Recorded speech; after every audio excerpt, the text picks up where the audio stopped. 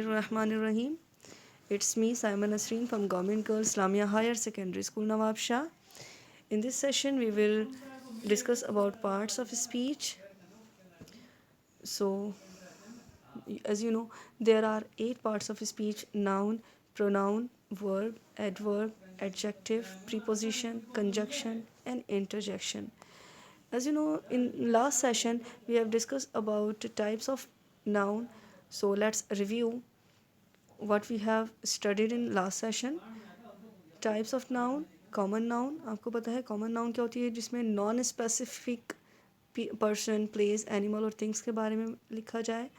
Pronoun, इसमें specific person, place और animals के नाम होते हैं. एब्स्ट्रैक्ट, एब्स्ट्रैक्ट जिसे हम 5 सेंसेस से परसीव ना कर सकें, जैसे अल्लाह ताला की ज़ात की हमने बात की थी. उसका वजूद, अल्लाह ताला की जो ज़ात है वो बरहक़ है, वो मौजूद है, लेकिन उसे हम अपनी 5 सेंसेस से परसीव नहीं कर सकते, लिहाजा वो एब्स्ट्रैक्ट है. और अगर हम बात करें अल्लाह ताला की भेजी हुई किताब कुरान मजीद की, जिसे हम अपनी 5 सेंसेस से परसीव कर सकते हैं, तो वो क्या हो जाएगा, कंक्रीट नाउन. फिर countable noun. Countable noun singular भी हो सकता है, प्लूरल भी हो सकता है. काउंटेबल नाउन वो चीज़ जिसे हम काउंट कर सकते हैं. पेंसिल और पेंसिल्स काउंट कर सकते हैं, ठीक है, सिंगुलर भी प्लूरल भी, तो ये काउंटेबल नाउन हो जाता है. अनकाउंटेबल नाउन जिसे हम काउंट नहीं कर सकते, वो सिर्फ सिंगुलर फॉर्म में होता है. जैसे हमने बात की थी लिक्विड्स की, कि लिक्विड जो होता है वो हमेशा सिंगुलर फॉर्म में होता है. आपने कभी वाटर्स नहीं सुना होगा, आपने कभी राइजेस नहीं सुने होंगे, ठीक है, सिर्फ सिंगुलर फॉर्म में बताया जाता है.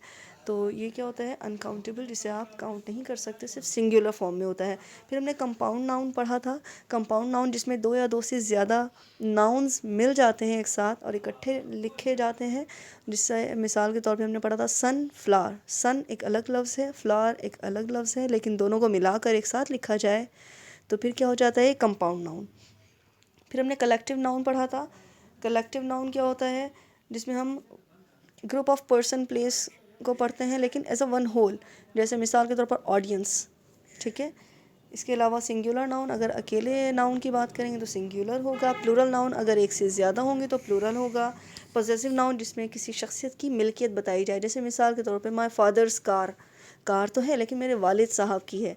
स्टूडेंट्स बुक, किताब तो है लेकिन स्टूडेंट्स की है. इस तरीके से याद है ना, सब हमने पढ़ा था. तो अब आज हम क्या पढ़ेंगे, आज हम पढ़ेंगे प्रोनाउन एंड इट्स टाइप्स. अब देखते हैं कि प्रोनाउन क्या होता है. प्रोनाउन होता है, pronoun is a word which we use in place of a noun. अगर हम नाउन की जगह पर कोई लफ्ज़ यूज़ करते हैं तो वो प्रोनाउन हो जाता है. जैसे मिसाल के तौर पर I, we, you, he, she, it, they, them, their, somebody, nobody, someone, etcetera. देखिए लिखा है आई. अगर मैं कहूँ साइमा, मेरा नाम साइमा है, ठीक है, अगर मैं साइमा कहती हूँ तो नाउन है. अगर मैंने कहा आए, अब नाउन की जगह जो वर्ड यूज़ कर रही हूँ आए, अब आए क्या है, प्रोनाउन है. इसी तरीके से अगर मैं किसी के साथ खड़ी हूँ और अब मैं अपना और उसका नाम नहीं ले रही, बल्कि अब मैं बस सिर्फ कलेक्टिवली ये कह रही हूँ कि भाई हम साथ खड़े हैं, तो हम यानी वी. अब वी क्या हो जाएगा, प्रोनाउन है. सेकंड पर्सन, अगर मैं आपसे बात कर रही हूँ, अगर आपका नाम लेती हूँ तो नाउन है. अगर मैंने सिर्फ यू लिखा तो फिर प्रोनाउन होगा, ठीक है. थर्ड पर्सन, अगर हम किसी थर्ड पर्सन के बारे में बात कर रहे हैं, अगर उसका नाम लेते हैं तो फिर नाउन होगा. अगर मैं थर्ड पर्सन के बारे में उसका कोई नाम लेती हूँ, मैंने कहा सारा, मैंने कहा सना, मैंने कहा अली, मैंने कहा हमज़ा, तो अब क्या हो जाएंगे, सब नाउन है. लेकिन अगर मैं कहूँ लड़के के बारे में बात कर रही हूँ तो ही, अगर लड़की के बारे में बात कर रही हूँ तो शी, अगर 2 लोगों के बारे में बात कर रही हूँ तो दे, तो अब ये क्या हो जाएंगे, सब प्रोनाउन हो जाएंगे. अब देखते हैं कि इसकी भी कुछ कैटेगरीज़ हैं, इनकी भी कुछ काइंड्स हैं. कितनी काइंड्स हैं, जैसे हमने नाउन की पढ़ी थी 11 काइंड्स हैं, 11 टाइप्स हैं. इसी तरीके से प्रोनाउन की भी 8 टाइप्स हैं. Number 1 personal pronoun, number 2 demonstrative pronoun, number 3 interrogative pronoun, number 4 relative pronoun, number 5 indefinite pronoun, number 6 distributive pronoun, number 7 reflexive pronoun, number 8 reciprocal pronoun. अब देखते हैं वन बाय वन कि ये होते सब क्या है. नंबर 1 क्या है, personal pronoun. Personal pronoun represents people और थिंग, ठीक है, पीपल और थिंग को रिप्रेजेंट करता है. इसके एग्जांपल क्या है, I, we, you, he, she, it, they, etcetera. जैसे मिसाल के तौर पे लिखा है I wash the clothes yesterday. अब आई क्या है, प्रोनाउन है, पर्सनल प्रोनाउन. फिर लिखा है you go to school daily. You क्या है, पर्सनल प्रोनाउन है। She drinks milk, she personal pronoun है। अब इसी तरीके से नंबर 2 देखते हैं, इसकी second type demonstrative pronoun. Demonstrative देखिए नाम से जाहिर हो रहा है, किसी चीज़ के बारे में पॉइंट आउट किया जाए किसी चीज़ को। लिखा देखिए हमने लिखा है कि demonstrative pronoun are used to point out any particular person, place, animal और थिंग। किसी पर्टिकुलर प्लेस, पर्सन, एनिमल और थिंग को अगर आप पॉइंट आउट कर रहे हैं, लफ्ज़ अपने जहन में रखिएगा, पॉइंट आउट किया जाए तो डिमॉन्स्ट्रेटिव प्रोनाउन है। मिसाल देखें इसकी, this, that, these, those, some and such etcetera. Number 1, this is my book. अब देखें बुक को डिमॉन्स्ट्रेट कर रहे हैं, बुक के बारे में हम किसी को बता रहे हैं कि दिस इज़ माई बुक। अब दिस क्या है, डिमॉन्स्ट्रेट कर रहे हैं, ठीक है, लिहाजा डिमॉन्स्ट्रेटिव प्रोनाउन होगा। फिर that is a big house. अब हम किसी को डिमॉन्स्ट्रेट कर रहे हैं बिग हाउस, तो फिर उसके लिए प्रोनाउन कौन सा यूज़ किया जाएगा, डिमॉन्स्ट्रेटिव प्रोनाउन दैट। फिर है those are my childhood friend. हम अपने बचपन के दोस्तों के बारे में किसी को बता रहे हैं कि those are my childhood friend. अब दोस्त क्या है, हम पॉइंट आउट कर रहे हैं, so it's demonstrative pronoun. Number 3 देखते हैं अब, इंटेरोगेटिव प्रोनाउन। इंटेरोगेटिव नाम से ही जाहिर है सवालिया होगा, ठीक है, जिसमें हम कोई किसी से कोई क्वेश्चन कर रहे होंगे। Interrogative pronoun are use to ask questions, ठीक है ना, सवाल पूछने के लिए इस्तेमाल में आता है इंटेरोगेटिव प्रोनाउन। इसके वर्ड्स कौन कौन से होंगे, इसके एग्जांपल्स देखें, who, what, which, when, where, why and whose etcetera. Who is she, question है ना, हु क्या है, interrogative pronoun. Whose car is this, whose क्या है अब, interrogative pronoun. What is her name, देखिए सारे क्वेश्चंस आ रहे हैं, लिहाजा जो इसके प्रोनाउंस हैं वो सब क्या हो जाएंगे, interrogative pronoun. Who interrogative pronoun है, हुज इंटेरोगेटिव प्रोनाउन है, व्हाट इंटेरोगेटिव प्रोनाउन है। अब देखते हैं इसकी fourth type, relative pronoun. Relative pronoun क्या है, जिसमें कुछ रिलेट किया जाएगा, ठीक है ना। Relative pronoun are the words which refers और relate some noun going before, यानी किसी नाउन ने, किसी शख्स ने, किसी चीज़ ने, किसी जगह ने कोई काम पहले किया था, कुछ पहले हो चुका था, उसको अब रिलेट कर रहे होंगे हम। इसके एग्जांपल देखें, अच्छा लिखा है which is called its antecedents. अब एंटीसीडेंट्स क्या होते हैं, जिसे हम लोग उर्दू में साबक़े कहते हैं ना, यानी किसी से पहले लिखा जाए, किसी से पहले कुछ लगाया जाए, तो ये हो जाता है रिलेटिव प्रोनाउन। इसके एग्जांपल्स हैं who, whom, that, which, whose etcetera.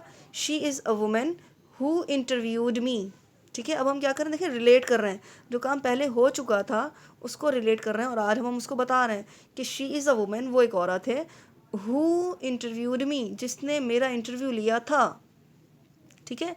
जो काम पहले हो चुका था, जो पहले कर चुका था, कोई एक काम किसी नाउन ने किया था, उसको हम रिलेट कर रहे हैं, तो हु क्या है, रिलेटिव प्रोनाउन। फिर दिस इज़ अ बुक, ये किताब है, विच वॉज यू सर्चिंग, जिसे आप तलाश कर रहे थे, यानी पहले काम आप कर चुके थे ये वाला, अब हम उसको बता रहे हैं, तो विच क्या होगा, रिलेटिव प्रोनाउन। फिर दैट इज़ माई हाउस, इसमें दैट क्या है, रिलेटिव प्रोनाउन है। फिर इसके अब हम फिफ्थ टाइप देखते हैं, इनडेफिनाइट प्रोनाउन। इनडेफिनाइट देखिए नाम से जाहिर है, इनडेफिनाइट का मतलब होता है लामहदूद, यानी जिसमें बहुत सारी चीज़ें आ जाएँ। तो अब हम इसमें क्या करते हैं, definite pronoun do not refer to any person और थिंग इन पर्टिकुलर, ठीक है, पर्टिकुलरली किसी का नाम मेंशन नहीं होगा, बस सबके नाम एक साथ आ जाएंगे, यानी सबके बारे में एक साथ ही बता दिया जाता है। जिसे लिखा है somebody, someone, nobody, no one, anyone, everyone, everybody, इस तरीके से। देखें अब लिखा है there is nobody in the classroom, बस ये कह दिया कि भाई क्लासरूम में कोई नहीं है। या फिर अगर हम ये कह दें कि everybody is in the classroom, यानी क्लास में सभी हैं, ठीक है। अब क्या होगा, इसमें किसी पर्टिकुलर पर्सनैलिटी का नाम नहीं लिया जा रहा, बस इनडेफिनाइट प्रोनाउन है जिसमें एक लफ्ज़ में सब आ जाते हों, ठीक है, ये हो गया इनडेफिनाइट प्रोनाउन। अब इसकी सिक्स्थ टाइप देखेंगे, distributive pronoun. Distributive pronoun refers to person और things one at a time, ठीक है जी, वन एट अ टाइम, यानी कि हमने बस एक ही लफ्ज़ कह दिया, अब वो एक ही लफ्ज़ तमाम लोगों के लिए होगा।